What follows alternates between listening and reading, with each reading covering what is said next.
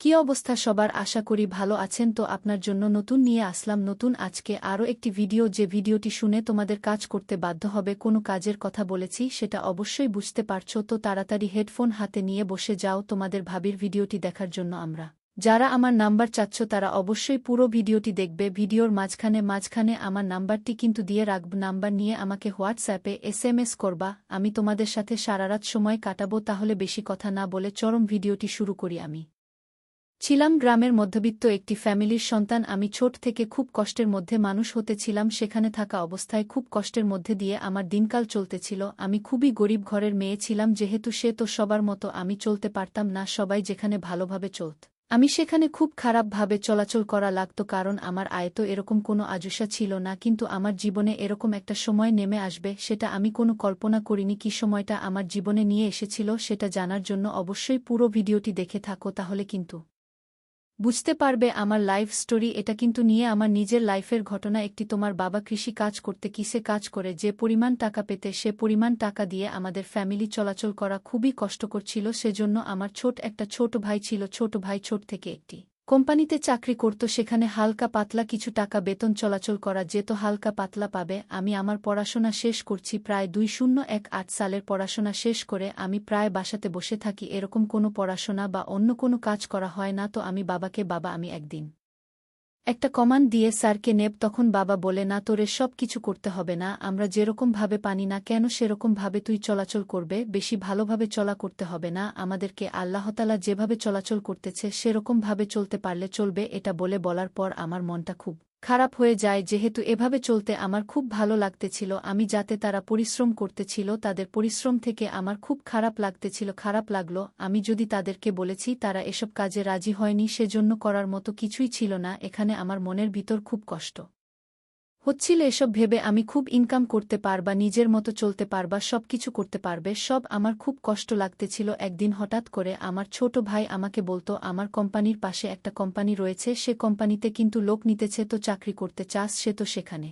চাকরি করতে পারিস। আমি বললাম, আচ্ছা ঠিক আছে, তাহলে তুই কথা বল, কথা বলে আমাকে জানা, তাহলে আমি ওখানে যাকে নেওয়ার জন্য চেষ্টা করব। কারণ তুই সাপোর্ট করিস, তাহলে আমি চাকরি নিতে পারবা না। তুই সব কথাবার্তা বলে আমাকে কনফার্ম কর, তারপরে আমি সেখানে যাব। সবকিছু নিয়ে সমস্যা নাকি যেতে বলেছিস আমাকে, আমি তাদের কাস্টমার ব্যবস্থা করে দিব, কিন্তু ওখানে কিন্তু খুবই খারাপ এলাকা, ওখানে খুব সতর্কভাবে তোকে থাকতে হবে। কিন্তু আমি বললাম, আচ্ছা ঠিক আছে, সমস্যা নাই। এটা বলার পর ঠিক সেরকমভাবে চলতেছিল আমার জীবন। কিন্তু আমার জীবনে যেমন বিভাজনে নেমে আসবে সেটা আমি কল্পনা করতে পারিনি। সেখানে চাকরি নেওয়ার পর থেকে আমার জীবনটা কিন্তু তছনছ হয়ে গিয়েছিল। তো কি হয়েছিল সেটা জানতে হলে পুরো ভিডিওটি দেখো। হয়ে গেছে তো সমস্যা নেই, তুই চাকরিটা কর। দোকানে অফিসে যারা আছে সবাই কিন্তু খারাপ, ওরকম ভালো না। তুই যেখানে খুব কিন্তু কেয়ারফুলি ভাবে থাকতে হবে, কেয়ারফুলি থাকে না পারলে কিন্তু সেখানে তার বিভিন্ন ক্ষতি হয়ে যেতে পারে। বাংলা ভাষা ঠিক আছে, সমস্যা নেই, আমি খুব সতর্কভাবে সেখানে কাজ করার চেষ্টা করব, কারণ সতর্ক না থাকলে ওখানে চলবে না। কারণ যেহেতু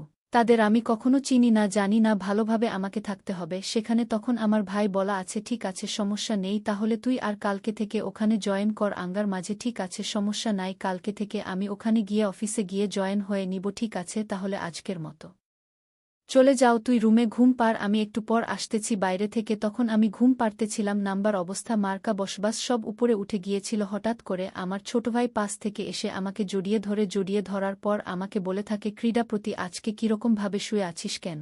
নেতাকে ছোট ভাইদের এরকম কোনো কিছু মনে করিনি, কিন্তু মনে না করে, কারণ যে আমার জীবনে মনটা হবে সেটা আমি কল্পনা করিনি। সে আমাকে বলা, আপু তুই এরকম বসে আছিস কেন? খুব খারাপ দেখা, ভালোভাবে শুয়ে থাক, আর যদি ভালোবাসো, যদি না পারি সব কিছু খুলে ফেলো। কি বলতেছিস এসব?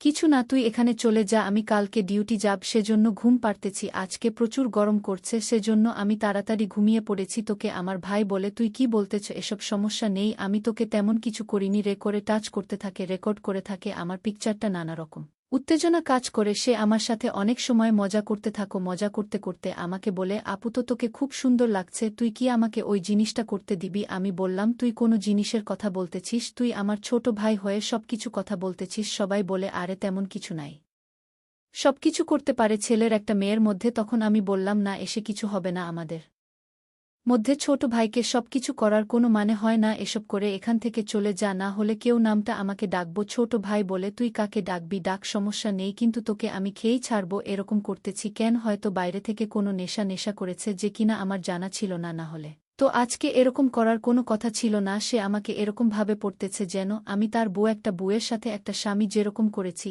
আমার সাথে কিন্তু সেরকম করতেছিল। আমি বললাম, তুই এসব কিন্তু খুবই বাড়াবাড়ি করতেছিস, এটা কিন্তু ভালো হচ্ছে না। আমি যদি বলেছি সে তো আজকে আমি কাজ করেই ছাড়ব, তুমি যতই না করো না কেন। আমি কখনো কিন্তু এই কথাগুলো মানব না। আমি সহ্য করে জানা হলে কিন্তু খুব খারাপ হবে। আমি কিন্তু চাকরিটা ম্যানেজ করে দিয়েছি, চাকরিটা কিন্তু ক্যান্সেল করে দেব এখন। আমি বললাম, তুই যা বলছিস সেগুলো কিন্তু ভেবে চিনতে বলতেছিস না? তোর মাথার গেছে, আবেগ কাজ করতেছে, বুদ্ধি কিন্তু কাজ করতেছে না। সমস্যা নেই, আমার মাথায় যেটা কাজ করে না কেন। আজকে আমি তোকে চাই, আমি যেভাবে বলবো তোকে তুই সেরকম ভাবেই থাক, বেশি কথা বলবি না। আমি যেটা বলি সেটা করবি। সেটা বলে আস্তে আস্তে আমার বাপ বলার পর হাতাতে থাকে। আটানোর পরে আমাকে আস্তে আস্তে করে জড়িয়ে ধরা পর বুঝতে পারবে না সে আমার সাথে কি করতে চাচ্ছে। আপনি কিন্তু বেশি চিৎকার করবে না, তোমার চাকরিটা খুব প্রয়োজন ছিল, সে তোমাকে তোর কথাগুলো মানতেই হবে। এভাবে চলে আমার খুব ভালো লাগতেছে না, সেজন্য আমি তোকে বলেছিলাম চাকরিটা ম্যানেজ করে দেওয়ার জন্য, কিন্তু তুই যে আমার সাথে এসব করবি সেটা কিন্তু আমার কখনো জানা ছিল না। এসব কিছু বলার পরে কিন্তু আমাদের মাঝে শুরু হয়ে যায় সারারাত সময় কাটানো। কি সময় কাটানো হয়েছে সেটা কিন্তু তোমরা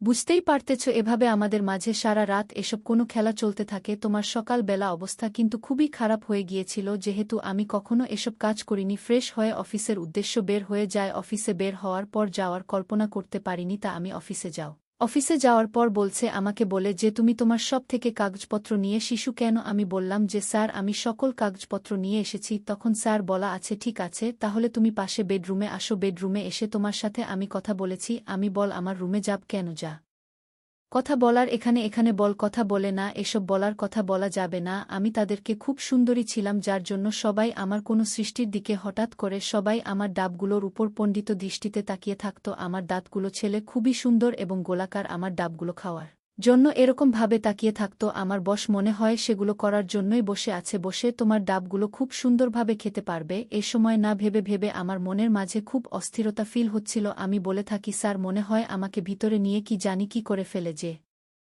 তোমার প্রথম কাজ করছি আমার ছোট ভাইয়ের সাথে আমার এগুলা করতে, আর এরকম কোনো ভয় হচ্ছিল না। মনের মাঝে সাহায্য পারছিলাম, হয়তো এর থেকে বেশি কিছু আর করতে পারবে না যেটা আমার ছোট ভাই আমার সাথে করেছে। এই সুমনা ভাবতে স্যার আমাকে ডেকে, চলো আমরা ভিতরে যাই, ভিতরে কথা বলি। আমি বললাম, আচ্ছা ঠিক আছে স্যার, চলুন তাহলে আমরা ভেতরে গিয়ে কথাবার্তা শুরু করি। তখন স্যার আমাকে প্রথম ইন্টারভিউতে প্রশ্ন করে, তোমার বাসা কোথায়? আমি বললাম আমার বাসার লক্ষ্মীপুর। লক্ষ্মীপুর কোথায়? বললাম সোনা গ্রামের। সময় বলার পরে স্যার আমাকে বলতো যে, তুমি এত সুন্দরী, তাহলে তুমি এখানে গার্মেন্টসে চাকরি করতে এসেছ কেন? আমি বললাম, স্যার আমার চাকরিটা খুব প্রয়োজন ছিল, যেহেতু আমি চাকরি করতে এসেছি এই জায়গায়। তোমার চাকরি করতে হবে না, আমি যেটা বলি সেটা রাজি হয়ে যা, তাহলে তুমি অনেক টাকা ইনকাম করতে পারবে এবং ভালোভাবে লাইফস্টাইল কাটাতে পারবে। ওকে স্যার, সমস্যা নেই, আমি যেভাবে আপনি যেভাবে বলবেন আমি কিভাবে কথা রাখার চেষ্টা করব। তার তখন বল, আমি বেশি কিছু বলবো না, তুমি যা ফ্রি টাইম আমার সাথে সময় কাটাবে, আমার যখন ফ্রি টাইম থাকবে সেই সময় তুমি আমার ওখানে চলে আসবে।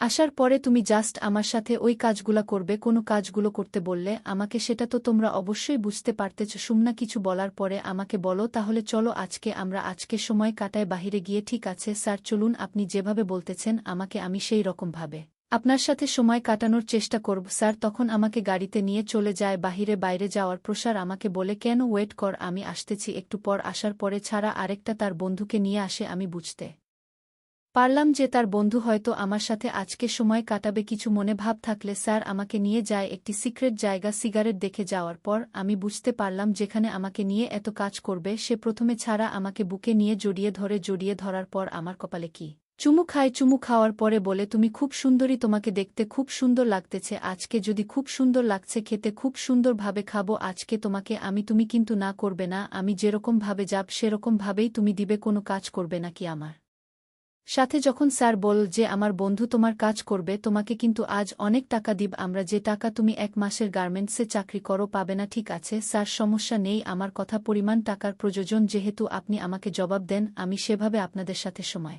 কাটানোর চেষ্টা করব এই বলার পরে স্যার আমাকে জড়িয়ে ধরে রুমের ভিতরে লাইট অফ করে আমাকে নিয়ে খেলতে শুরু করে এরকমভাবে প্রায় আমার সাথে স্যারের প্রায় 2 ঘন্টা সময় কাটানো হয়ে গেছে বিতরণের সময় আমাকে সে বলে এখন আমার বন্ধু তোমার সাথে সময় কাটাবে সেরকম সেরকমভাবে কিন্তু না করবে না সে কিন্তু অনেক টাকার মালিক তোমাকে কিন্তু পর্যাপ্ত পরিমাণ টাকা দিতে পারবে তো তুমি তাকে মজা দিতে পারো তাহলে তোমাকে কিন্তু অনেক পরিমাণে টাকা দিবে আমি বললাম তার সমস্যা নেই আমি যেভাবে বলছেন আমি সেরকমভাবে তার সাথে সময় কাটানোর চেষ্টা করব আপনার থেকে ভালো পরিমাণ মজা থাকে দিব আমি তখন স্যার বলা আছে ঠিক আছে তাহলে আমি বাইরে আছি তাকে আমি পাঠিয়ে দিচ্ছি তুমি তার সাথে শুরু করো যে ছেলেটি আমাকে কাছে এসে বলে কিন্তু খুব সুন্দরী ছিল তো তুমি এসব কাজ করতেছ কেন আমি বললাম আমার খুব টাকার প্রয়োজন ছিল সেজন্য এসব কাজ করা তোমার টাকার প্রয়োজন সেহেতু তুমি আমার সাথে সময় কাটাবে প্রতিদিন সমস্যা নাই তোমাকে একটু পরিমাণ টাকা দেব আমি যত বাহিরের লোকজনকে অনেক টাকা দিয়েছে তোমাকে আমি টাকা পয়সা দিব কোনো সমস্যা নেই জাস্ট তুমি আমার সাথে এরকমভাবে